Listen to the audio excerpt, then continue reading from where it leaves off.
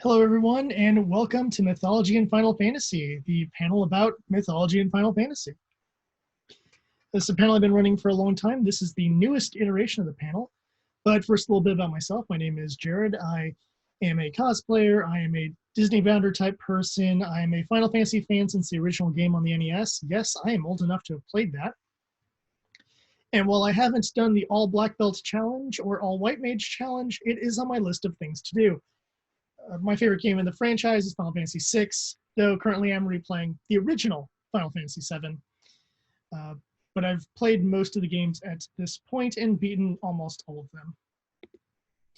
So let's kind of get started. We're going to kind of do a fun tour around the world, beginning, of course, with Japan, where the game originates from, because obviously their legends would play a major role in the game that they created. So there's a lot of historical weapons that show up in Final Fantasy, and one of the best ones to talk about, of course, was the original top-tier weapon, the Masamune. The Masamune is a sword named after its creator, whose name was Masamune. He was a swordsmith living in the 12th to 13th century. He made fine swords that were said to almost be spiritually perfect and balanced.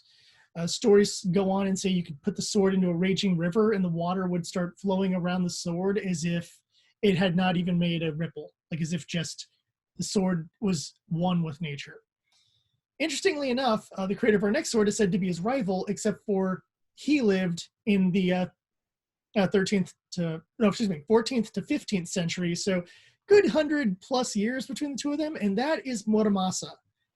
Muramasa is a swordsmith who started his own school of smithy, and his swords were incredibly popular. They lasted until the early 1600s, until Ieyasu Tokugawa took over Japan and decided to declare the swords illegal. Legends go and say, oh, it's because they were cursed or because they were evil, they would drive people to violence. None of that is actually true. What happened was the Muramasa swords were being used by the opposing forces. So when Tokugawa took over, he's like, guess what? The people who use those swords are no longer allowed to have swords, find their swords, destroy their swords. And so now Muramasas are considered very rare, and members of the school essentially had to disband, and a lot of them started their own smithies. One of those people, or at least a person who came out of that era, is Kotetsu. Kotetsu was a very skilled swordsmith. He made blades that were supposed to be so sharp they could cut through helmets. And his main smithing occurred during the 17th century. And his swords were so popular and they started getting copied because other people learned to do his techniques, and they would even try to copy his own little symbol he would put on the swords as well. And some of them were so well done, when offered to Kotetsu, he could not tell someone if the sword was a fake or not. So you can't really trademark a blade design, and unfortunately, his blades got taken by a lot of different people. However, his swords were so popular, they were still being used by the Shinsengumi in the late 1800s, making them pretty awesome swords in and of themselves, even though in most games they tend to be mid-tier. Now, of course, we do have some fictional swords that show up as well, like the Zantetsuken. Zantetsuken, of course, is the sword wielded by Goemon the 13th in the anime series Lupin III. His blade can cut through anything, and often does, be it cars, buildings, clothing, whatever needs to be cut, he can cut it, and oftentimes laments that he cut yet another worthless object. But the sword itself, of course, in the game tends to wipe out your entire party, because while Goemon doesn't usually kill people in the Lupin series, anyone wielding the Zantetsuken tends to actually kill people pretty efficiently. And the Murasame, though having a name similar to Muramasa and Masamune, is not named after a swordsmith. It is from a book called Eight Dog Chronicle. It is a Japanese epic poem telling the story of 8 brothers who are all descended from a dog. But they're like humans. Mythology land. Each one of them has different mythical and magical items they wield.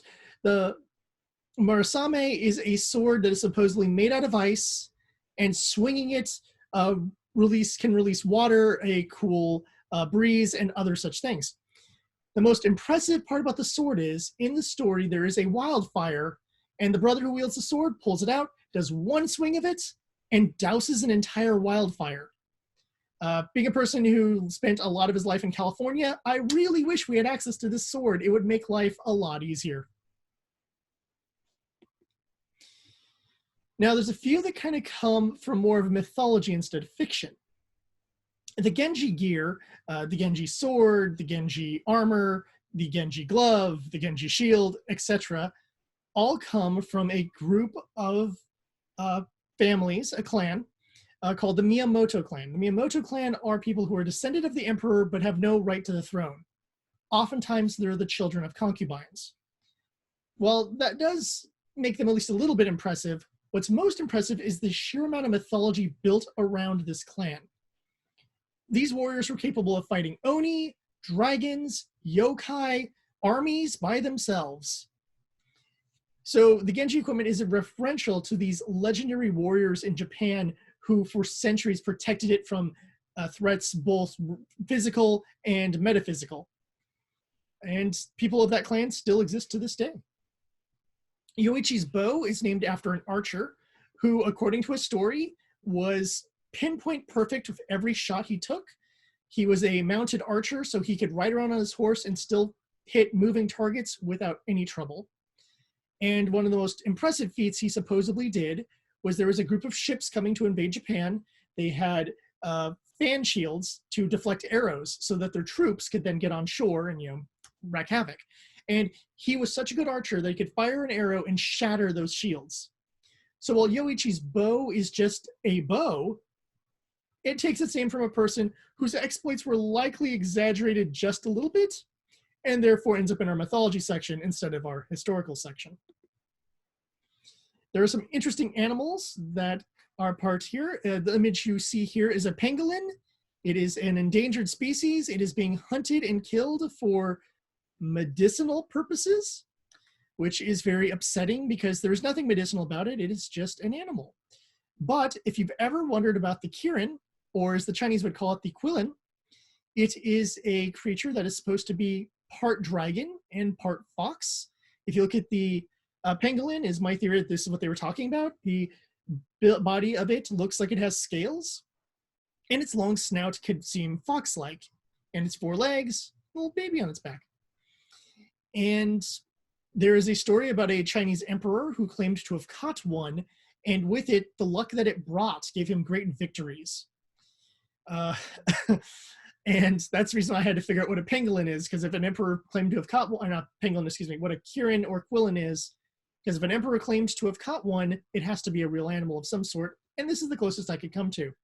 It is endangered, and may I please ask everyone out there to not eat endangered animals. Thank you. Yojimbo is named after the Akira Kurosawa movie of the same name. It is the story of a nameless Ronin, a masterless samurai, who enters a town. There's a gang war. He gets involved, and basically everyone other than that Ronin dies.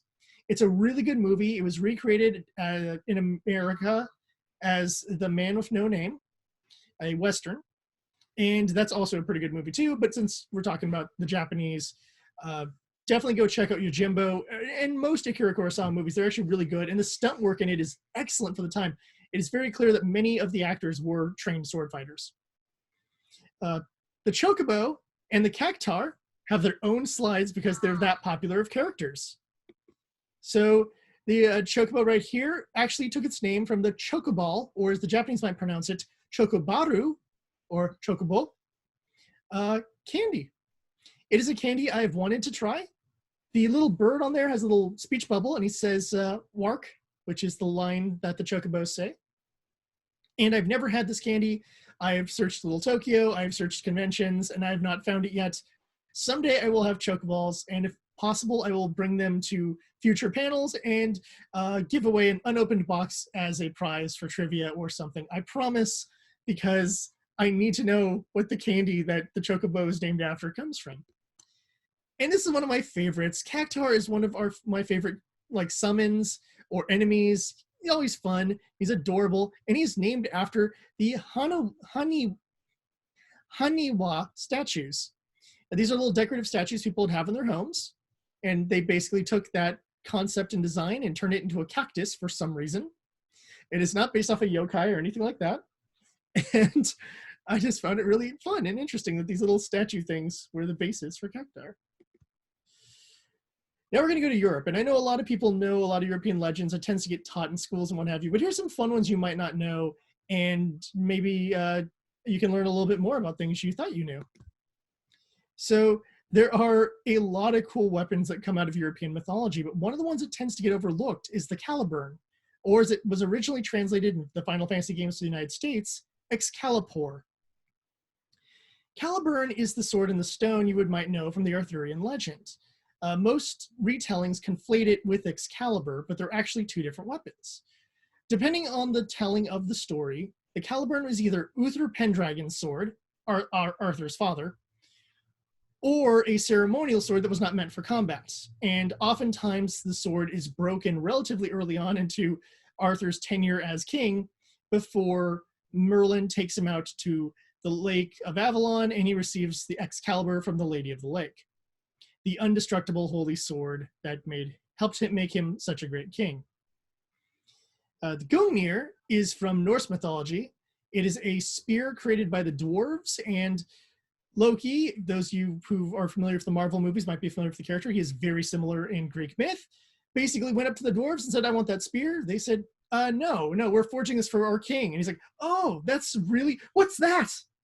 And when all the dwarves turned their heads, he just yoink, and then teleported back to Asgard, where he went to Odin and said, oh, Odin, my great father, oh, so perfect king of all the gods, I have had the dwarves make this wonderful spear for you. Don't you love me, your son Loki, more than any of your other children? And Odin wielded the spear. It was supposed to be an indestructible spear, and when Odin threw it and it hit the ground, it created an earthquake. I don't know if that's a saying for how quality that spear is or just how strong Odin is, but either way, that's pretty darn impressive. And unfortunately, the spear was lost in the Battle of Ragnarok when Odin was slain by Fenrir and the spear was swallowed by the giant wolf. We will get to Fenrir in a little bit, but just as a hint, that spear gets utilized one last time. The Balmog is a golden sword wielded by Siegfried, a German hero who is based off of Sigurd, a Norse hero. In the Siegfried story, the sword belonged to his father. It was broken and reforged in order to give Siegfried a weapon powerful enough to slay the dragon Fafnir. Upon slaying the dragon Fafnir, Siegfried bathed in the dragon's blood and became immortal, except for a small patch on his back that was covered by a leaf. He also received the dragon's hoard, the Rheingold, a box of near infinite gold that any person who was not of the high upstanding moral level of Siegfried would probably end up getting corrupted by. And in almost every telling of the story, sometimes it's his best friend, sometimes it's his brother, and sometimes it's his brother-in-law. But the greed for the Rheingold takes over, and while Siegfried is sleeping, they stab him in the back in that one weak point. Depending on the retelling, sometimes they knew his weakness, and other times it was a lucky shot. But either way, Siegfried dies. The story also concludes with the man who did it stealing the Rheingold and then feeling immensely guilty because you just murdered someone close to you for money. And out of greed, no less. Money that Siegfried himself probably would have just shared had you just asked. And the story ends with one of two conclusions. Either the person who killed Siegfried goes into the deepest, darkest part of the Black Forest, holds on to the chest and guards it until they starve to death, and hoping that no one else will ever find the chest. Other versions say that the person buried the chest somewhere in the Black Forest and then killed themselves so that no one would ever know the secret location of the Rheingold. Either way, a great hero was killed, the Rheingold was lost, and the only benefit to the people of the countryside is that Fafnir the dragon was slain. The Durandal is one of my favorite legendary weapons of all time. It has the best origin stories, but it is the sword most famously wielded by Roland, one of Charlemagne's 12 paladins. The sword was supposed to be so sharp that it never needed to be sharpened ever again. It was that sharp, it would never dull. It could slice through rocks, through giants, through dragons, through anything with no problems whatsoever. But the origin of the sword is the coolest part. There are 3 different stories for this. The first is that Charlemagne in his travels through Spain found the world's greatest blacksmith who forged the sword and offered it to Charlemagne because he's that awesome. The second myth tells of an angel coming down to Charlemagne and offering him the sword, telling him that the sword was not only forged of the strongest metals ever made, but also contained hair of the Virgin Mary, a tooth of John the Baptist, and other relics to strengthen it and give it spiritual power. Because as we all know, biological matter strengthens weapons. The third version is that it belonged to Hector at one point. Hector from the Battle of Troy, as told in the Iliad. While there was metallurgy at the time, it was not at a level that would produce weapons that could slice through rocks. Most of the weapons were not particularly great, but they were just good for stabbing into, the other soldiers you would have to fight in the battlefield. The story goes that when he was slain by Achilles, took the body and unfortunately paraded it around like a trophy, but that the weapon somehow made its way eventually into Italy, where it was forged into the Durandal by an amazing blacksmith, who then offered it to Charlemagne because, oh, Charlemagne, you are the true great holy king. Please take this sword and defeat all of the non-believers, blah, blah, blah, blah, blah. That one is so ridiculous that I kind of love it, but I feel that the low-tier metallurgy of the time would have actually weakened the steel of the sword because steel is iron with all its impurities removed. So adding something that adds more impurities probably wouldn't make it stronger. My favorite telling, of course, is the angel, because I just love the idea of just, Charlemagne, you're so cool. God has deemed that you must have this sword. And then Charlemagne uses it for a while and he goes, hey, Roland, you're pretty cool. Take my sword and continue to slay stuff. The last one is an interesting one. The Aegis shield is a Greek item that, depending on the telling, is either a shield made out of gold or an animal hide armor with gold tassel, or Zeus's power to strike lightning and cause a massive storm. The word Aegis does come from a word meaning large storm. And as far as I can tell, as its usage in the Iliad and other stories, it is generally a metaphor for just the willpower and the force of gods.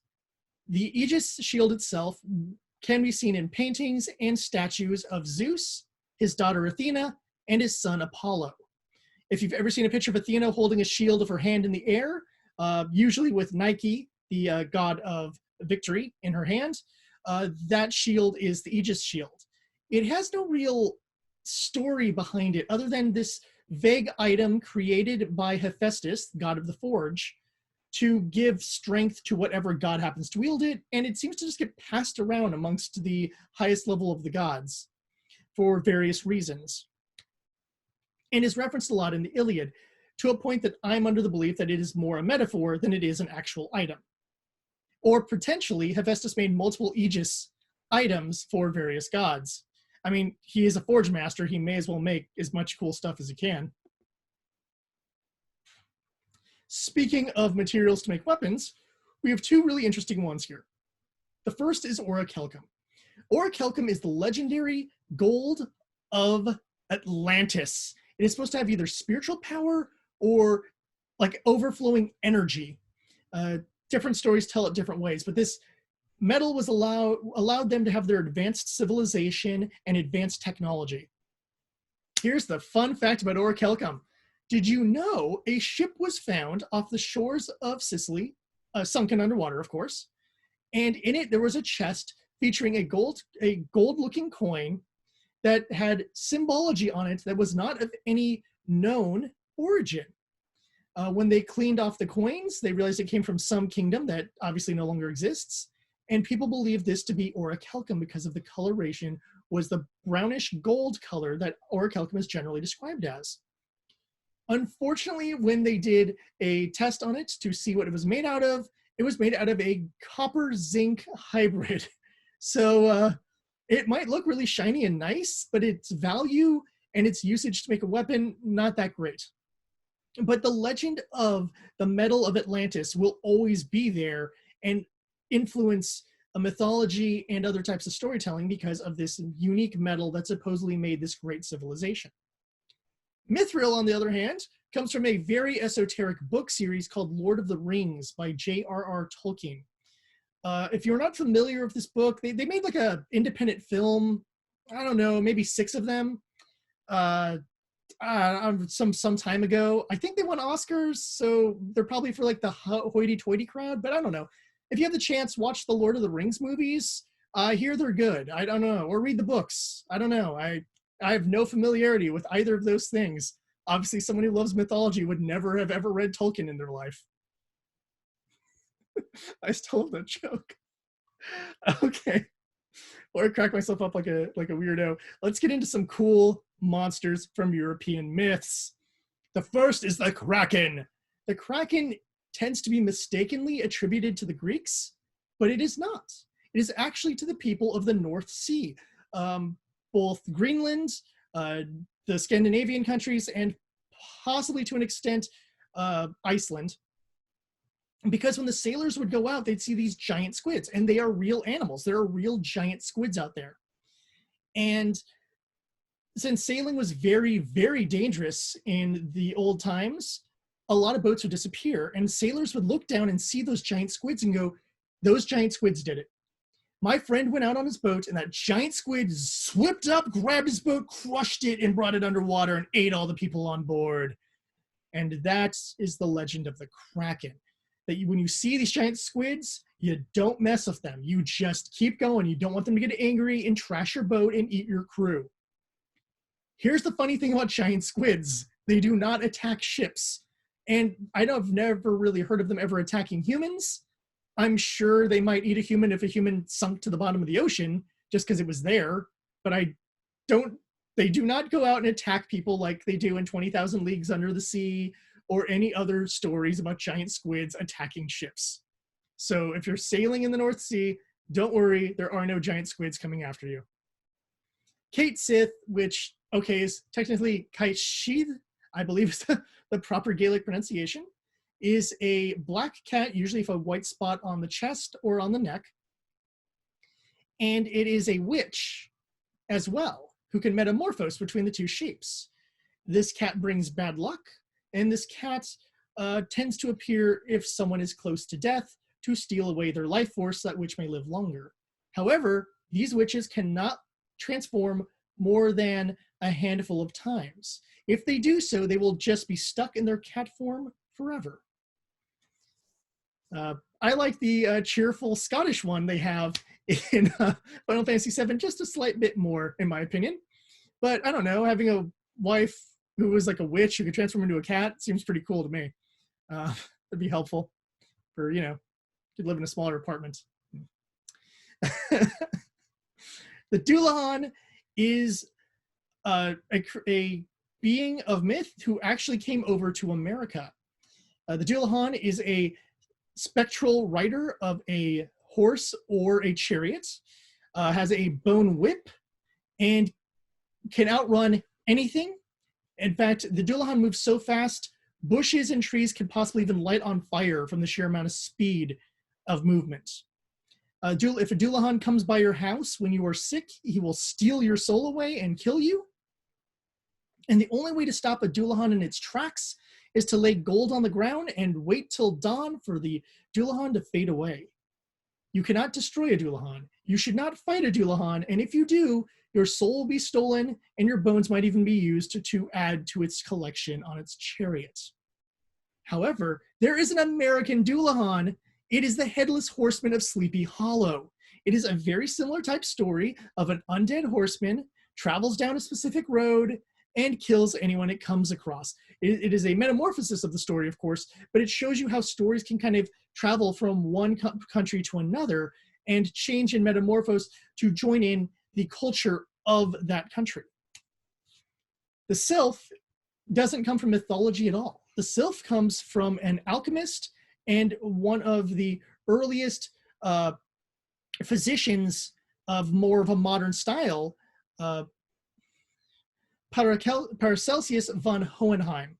Von Hohenheim wrote several different books about the various treatments he had been working on, in what was a poison that in small doses could actually heal, and what remedies in high doses could kill, amongst other things. And one of his theories was that there was these little microscopic beings in the air called sylphs, and they carried the wind around and possibly carried around, other things like, say, diseases, even though the idea of germs had not really been solidified yet. But here's the craziest part of this. There are little microscopic things in the air called atoms. And the way that sound travels is that you push against each of these little tiny microscopic atoms, and the sound wave emits and moves forward. So sylphs are essentially a theoretical version of an atom. While if you could also see them as a theoretical version of a germ as well, they weren't meant to harm humans, I believe, according to Hohenheim's writings, and function much more like how atoms would function, as just transferring things around. Lastly, there's the salamander. The salamander comes from real life. It's a lizard. They tend to live in volcanic areas. They got associated fire, but because they were very regenerative, a lot of alchemists and doctors over the centuries tried to study them and see if they could use that for some form of medicine. In fact, if you're familiar with a lot of stereotypical witch ingredients, the newt is another type of salamander. So the reason why newt would be used, of course, is because, oh, I want to regenerate, or I want to live forever, or just because it sounds weird and magical. It ended up getting put into a lot of folklore and stories saying, oh, these creatures have magical powers. How else could they grow back their limbs? And it ended up affecting into fiction, eventually becoming like a fire-breathing creature and kind of metamorphosing into like a lesser dragon-type being, utilized in stuff like Dungeons and Dragons and various fantasy novels. In Final Fantasy IV, the 4 elemental fiends, or archfiends as they're called in different translations, are actually referential to the Divine Comedy, which is, some people would know it as the Inferno, Paradiso, and of course Limbo. And it is essentially the story of a story of Virgil being sent to see the various levels of hell and what have you. It's a long book that's more of a political commentary than a religious commentary, though a lot of religious people did take what was in there and apply it into religious folklore. That's not really that important. What's important is that each one of the 4 fiends is named after a demon in, I believe, the 8th circle of hell. So it's kind of cool that they chose to do that. The Calcabrina, a monster not pictured here, is also a name of one of the demons as well, from a higher level, because of hell. So there you go. Greek mythology is one of my favorite mythologies, and right there is our first guy we're talking about, Typhon. Typhon is the father of all monsters. He is the husband, for lack of a better word, to Echidna, the mother of all monsters. And Typhon was a powerful snake with wings, sometimes called a dragon, sometimes referred to as a serpent with wings, depending on kind of translational type things. He had a massive battle with Zeus. Zeus was nearly defeated, but through the aid of Hermes, Zeus was able to get a lucky shot in on Typhon and defeat him, but not kill him. Typhon was buried under Mount Etna, where to this day he remains. So if Mount Etna ever erupts, Typhon may come out and kill us all. The Lamia also ties in with Zeus. Lamia was a woman in the Greek world whom Zeus had a relationship with, we'll say, to keep this PG. And she had children from Zeus, and Zeus's wife Hera was not happy with that. In fact, most of Zeus's behavior upset Hera over the years, especially when he would have dalliances with various women.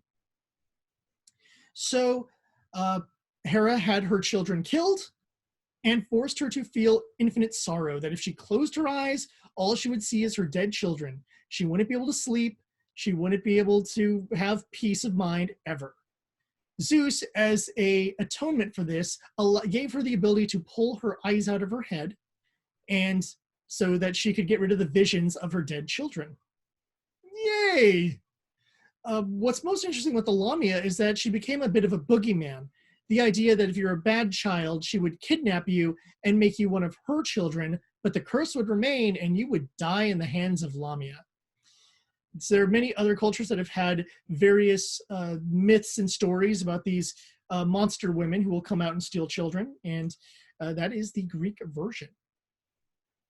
The Hekatonchire is a 100-armed, 100-eyed giant that lives at the gates of Tartarus, which is the deepest part of Hades' kingdom, and it's where the worst of the worst and all the enemies of the gods are stationed. These giants are there to basically not only keep everything in, but prevent anyone from coming out. Or rephrase that. Prevent anyone from coming into that kingdom and keep everyone from coming out of that section of the kingdom, with the exception, of course, of Hades himself and whomever he tosses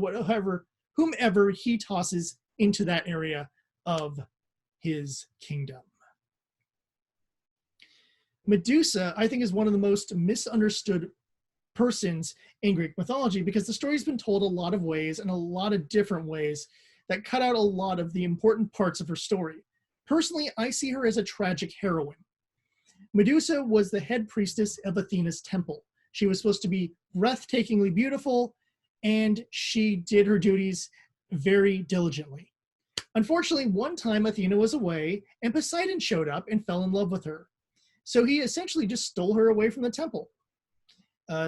They were to get married, and Athena popped up and said, Uncle, what are you doing with my high priestess? And he's like, oh yeah, she's my newest wife. And Athena was like, is she now? You know what you're supposed to do, high priestess, if you're going to run away with the man? Ask permission first? Yes, ask permission first. So she zaps her and makes her look like a Gorgon. Oftentimes she gets associated with the Gorgon sisters, which are actually two completely different beings, children of Typhon and Echidna, as mentioned earlier, that live on a mountain somewhere and are supposed to be beautiful from a distance, and up close they are terrifying and will, turn you to stone. Medusa got cursed to be as ugly as she was originally beautiful. She was given the body of a snake. Her upper torso remained the same but gained scales and different colorations depending on the telling of the story. Her hair turned to snakes, and she was so disgraced and so terrifying that anyone who saw her would turn to stone. Because of this, she left Greece, and supposedly all the poisonous snakes of Egypt are her hair that shredded off of her as she traveled to try to find a place to hide her horrible visage. Eventually, she was found by a Greek hero and had her head chopped off in a completely different story that helps solidify, the conclusion of her story. However, upon losing her head, her two children she was pregnant with from Poseidon were born. The first was a golden man who doesn't really have a lot of major legends and therefore isn't really important to this. But the other one is a name you will recognize, Pegasus. Pegasus, the winged horse, is the child of Medusa and Poseidon. So try to figure that one out on your own free time. Lastly, we have the Phoenix, one of the most popular summons and one of the coolest creatures in all mythology. The Phoenix, for those who don't know, is a bird who either is born out of ashes and rises up as a beautiful red and yellow bird, or is a bird who, upon death, will burst into flames and a new version of that bird will be born.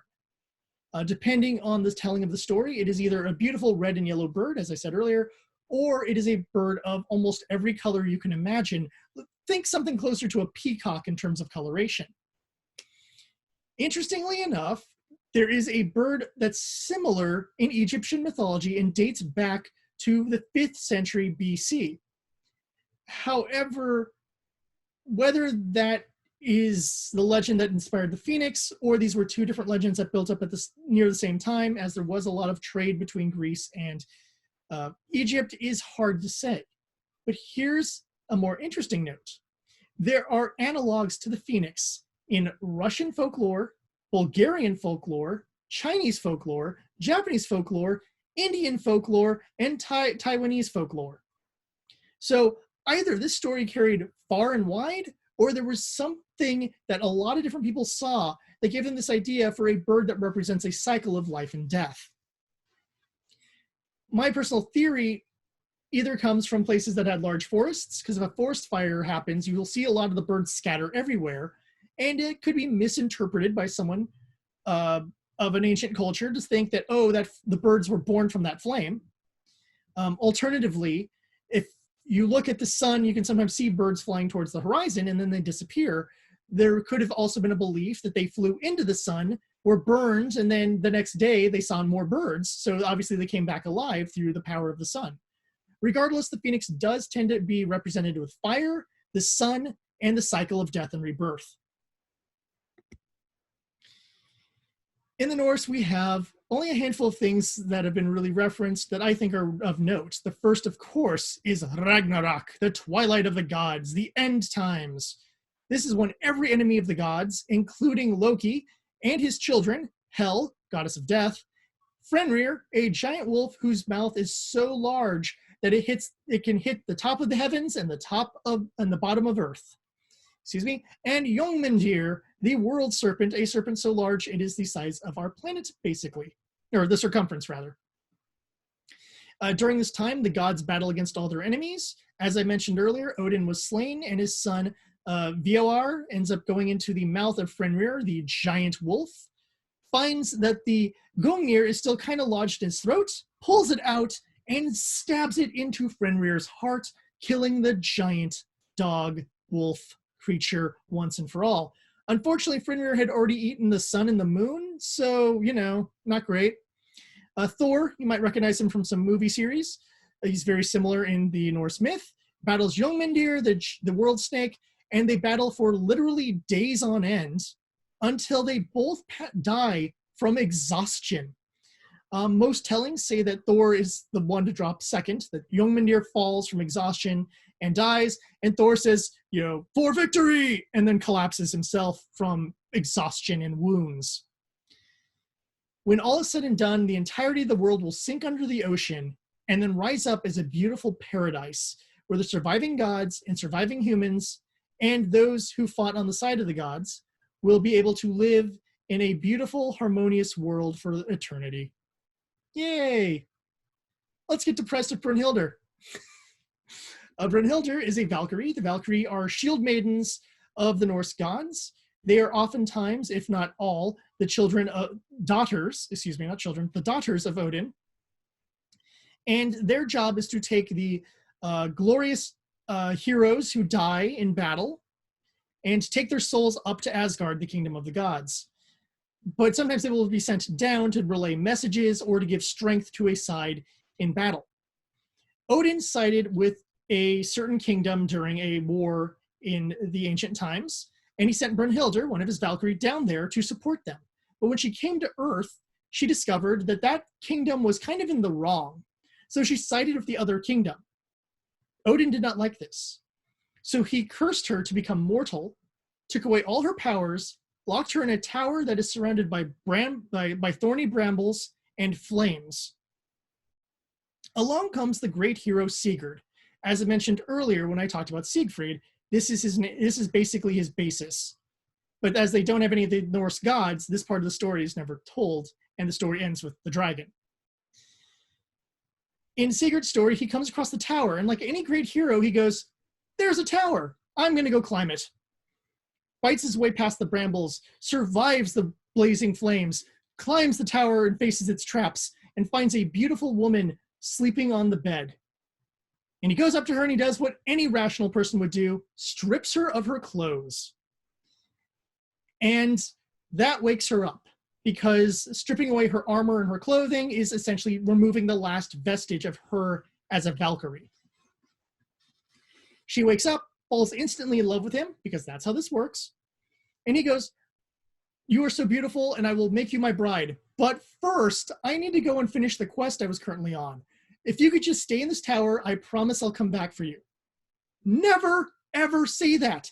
It doesn't work for Anshin the monk, when he said that to Kiyohime. It doesn't work out for Jason when he says that to Medea, and I tell you right now, it will not work out for Sigurd when he says that to Brunhilde.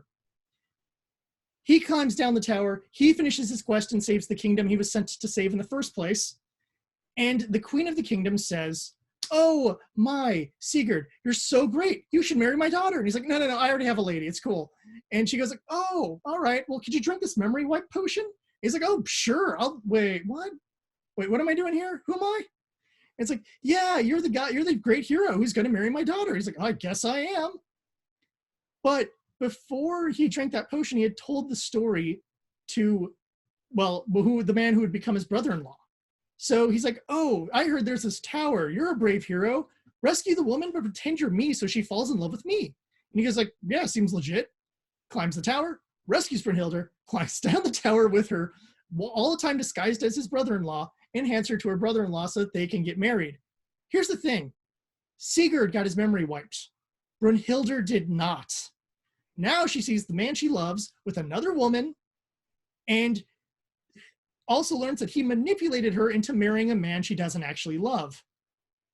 Well, she does what any rational woman would do. She convinces her husband to murder him, and she goes and murders any other remaining members of his family, that is to say, his new wife and I believe their child. And Sigurd, of course, is given a funeral pyre, as is befitting of any great Norse warrior. And Brunhilde, in her sorrow, jumps upon the funeral pyre so she can be together with Sigurd in the afterlife. Because no one gets to be happy in mythology. We have a few myths from America, and I guess some of you out there can already know what one of those myths is about, even though it's not actually a myth. But let's talk about some monsters first. The Carbuncle, you might know as that fuzzy little guy from Final Fantasy 15, amongst other games, is a legendary creature founded by Spanish conquistadors when they came to the Americas. They said there was a four-legged creature who was fast and had a ruby on its forehead. As it turns out, they found the horned armadillo, which has, as you can see in this picture here, a reddish horn on its head that could be mistaken from a ruby if you didn't see it right, and are relatively quick kind of creatures that can hide away from predators, because armadillos are kind of good at getting away from stuff. So, most legends make it out to be some sort of fuzzy, cute character, but really it's a weirdly shaped rodent type creature. Quetzalcoatl is a Mesoamerican god, most associated with the Aztecs, though appears in other cultures' beliefs. It is a winged serpent, my favorite animal from mythology, and is a god of storms, wisdom, and books. And I love the fact that Quetzalcoatl is the god of books because it is a snake with no hands. And I don't know how Quetzalcoatl reads books, but that is pretty darn impressive. I guess Quetzalcoatl could use the tail to flip the pages, but it's still kind of weird, don't you think? I'm just saying. The coral is actually a creature from pulp novels and short stories written by Von Vogt. I think it's A.E. Von Vogt, V-O-G-H-T for those who care. And he is a Canadian writer who created this large space panther-like creature with tentacles and 6 legs. And they were, depending on the story, either the hunting animals of a great alien race that is now gone, or just a dangerous animal on the planet. Interestingly enough, the coral was originally part of Dungeons and Dragons until they got essentially a cease and desist and transformed them into displacer beasts. But enough time has passed that the Japanese could use the coral and not have really that much of an issue because the author unfortunately died, I believe, in the year 2000. And last, of course, Biggs and Wedge were 2 side characters from the original Star Wars movie. Biggs sadly dies, and Wedge lived on to not only complete the original trilogy, but also a whole load of really awesome books that I highly recommend, including the X-Wing series, the Thrawn trilogy, and of course, a brief cameo, more or less, in the Jedi Academy series. So there you go, some great books by Timothy Zahn, Kevin J. Anderson, Aaron Alston, and Michael Stackpole. Oh, did I say something about D&D earlier? Because I meant to say a lot of Final Fantasy comes from D&D, especially old school Final Fantasy. It was highly, highly influenced by Dungeons and Dragons. The Sahagin, just vision right there. This is a usually a river or sea monster, a fishman creature. And they've appeared in several Final Fantasy games. Not much depth to them other than if you get on the boat, you will be attacked by a Sahagin. The Mind Flayer, or the Illithid, to be more proper with it, is a tentacled creature that will either eat your mind, eat your brains outright, or do other psychic type attacks to you, very similar to what it does in the Final Fantasy games. Merilith is a more interesting one because Merilith wasn't originally in Final Fantasy I, but is now in Final Fantasy I. The reason for that is that originally Final Fantasy I used Kali, or it was, as it was translated over in America originally, Kari, K-A-R-Y, which drove me crazy as a kid because I could not figure out what Carrie was, because I knew my mythology very well as a child, and I was like, this has to be something I'm missing. And it turns out it was a misspelled Kali, and we will get to Kali when we get to India.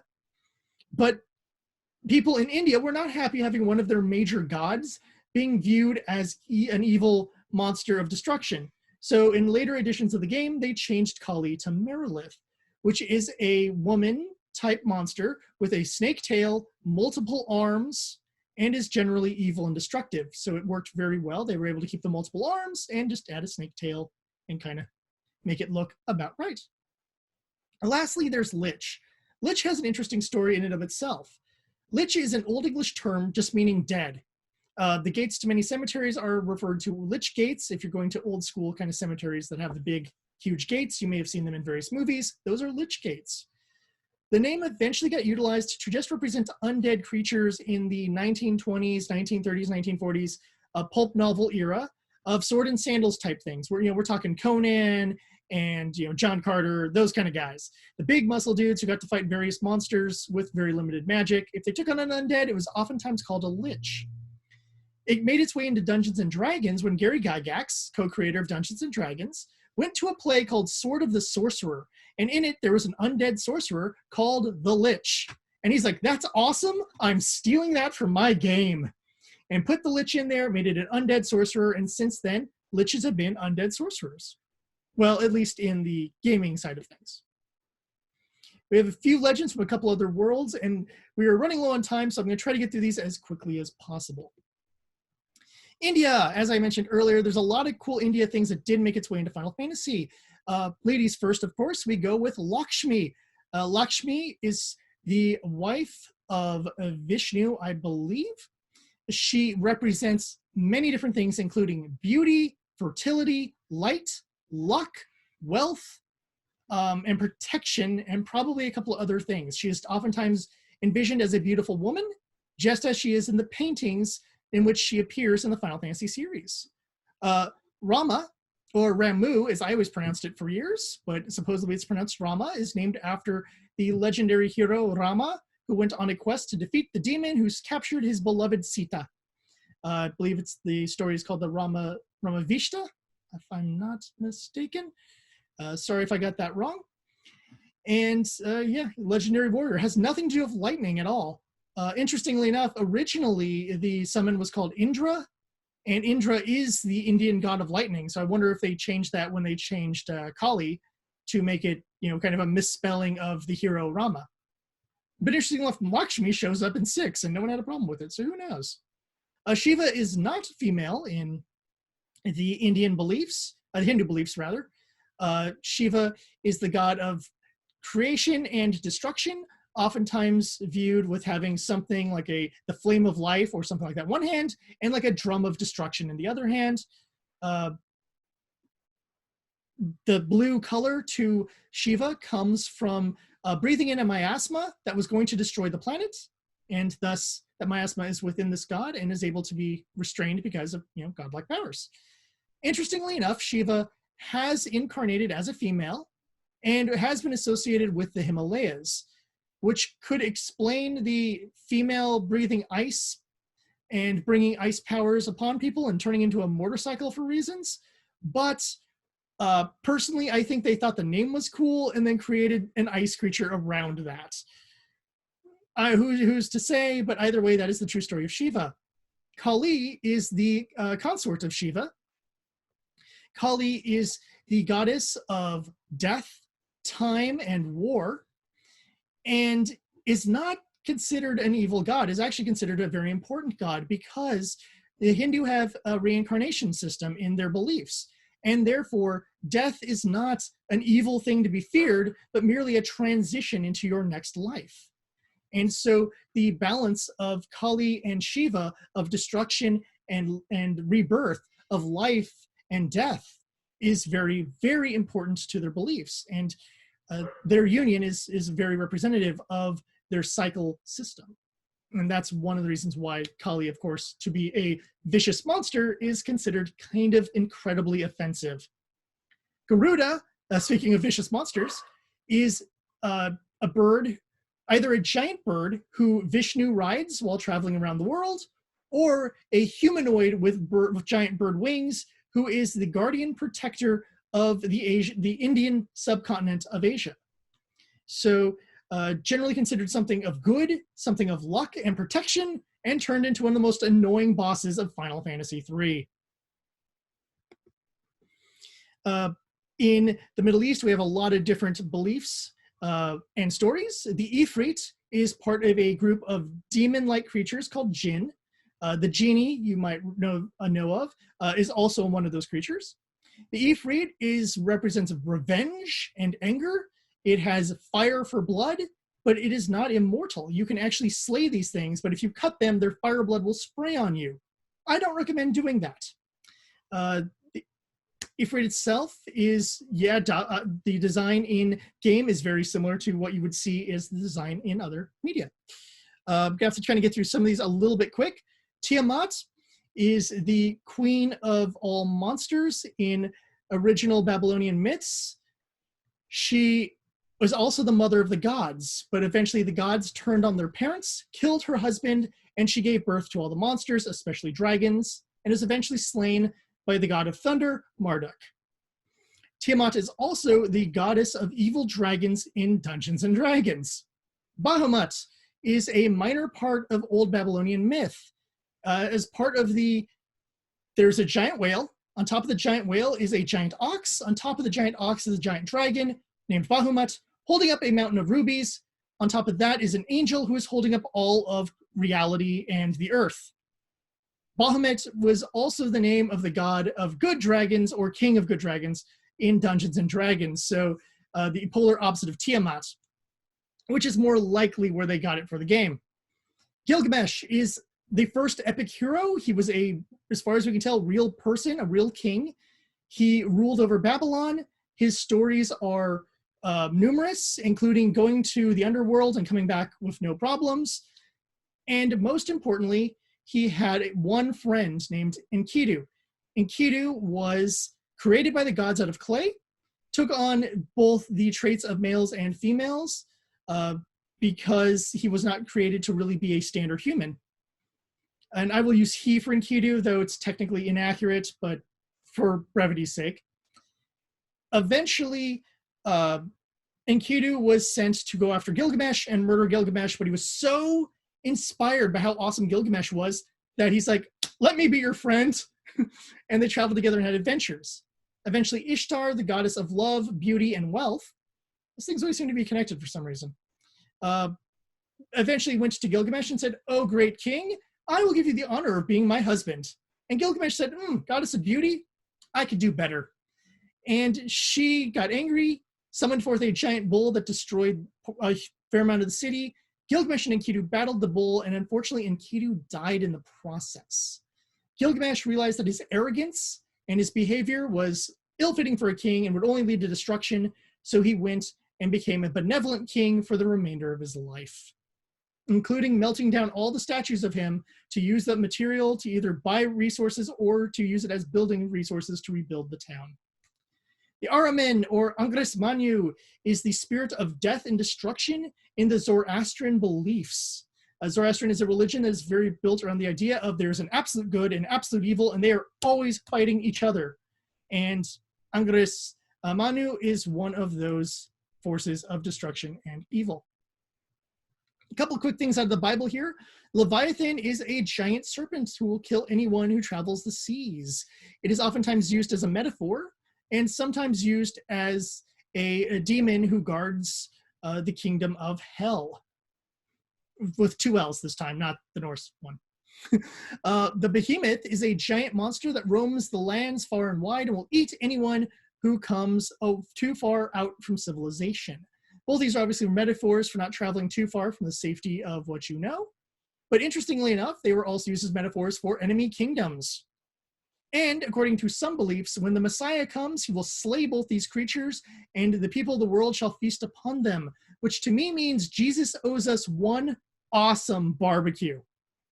Belial is a demon known as the King of Lies. He is a trickster, he is a liar, and he will manipulate people because I'm a demon and that's what I do. And the golem is a creature made of clay but given human appearance. Through the use of Kabbalah magic, which is a Jewish tradition of sorts, you can bring life into these creatures. You write down what you want them to do, feed it to them, the little piece of paper that you've written it down the command on, and it will do what you say regardless of what it is. It has no morality or no thoughts in what it does. Eventually, the man who created the golem was killed by his own creation because creating that kind of life is something man or woman or humanity in general was not meant to do. We have a few ships here as we're running low on time, but this is, I believe, our last slide. We have the Bismarck, of course, named after the German battleship, named after, of course, Otto von Bismarck. This ship was successful enough to sink the Hood, an important British capital ship, and then the British, being as vindictive as they are, hunted that ship down, blasted the hell out of it, and made it sink just shy of port. Not only that, but all the German sailors who were begging to be saved so they didn't drown or, die of their wounds, the British said no. However, they found a cat on a plank of wood and they rescued the cat. Whether or not that story is true, I love it because it just shows how vindictive the British can be sometimes.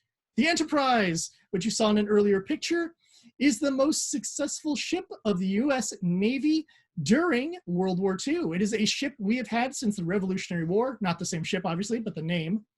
And our first version was scuttled before the British could capture it, because the only people who are sinking an American ship are Americans, thank you very much. And the name stuck as an important capital ship throughout our history. The Enterprise was also a ship that was named, let me phrase that, sorry for a moment.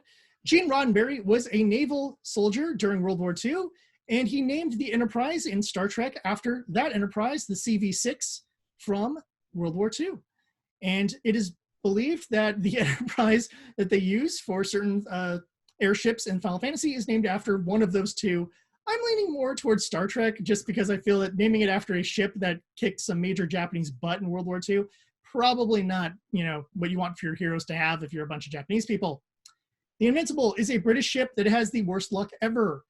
Every version of the ship named Invincible has either sunk, run aground, or had other terrible things happen to it.